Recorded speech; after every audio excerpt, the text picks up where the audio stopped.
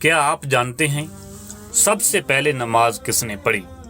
یہ ایک بہت دلچسپ اور ایمان افروز سوال ہے۔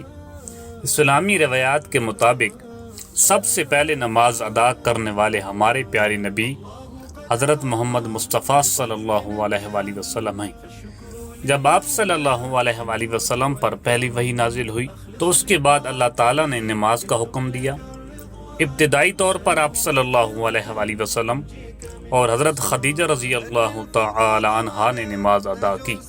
قرآن مجید میں اللہ تعالیٰ فرماتے ہیں، بے شک نماز بے حیائی اور برے کاموں سے روکتی ہے۔ یہ ہمیں نماز کی اہمیت بتاتی ہے کہ یہ صرف عبادت نہیں بلکہ ہماری زندگی کو سنوارنے کا ذریعہ ہے۔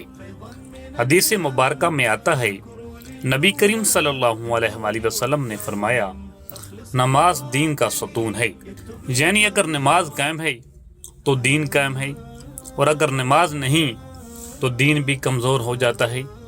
ہمیں چاہیے کہ ہم بھی اپنی نمازوں کی پابندی کریں اور وقت پر ادا کریں۔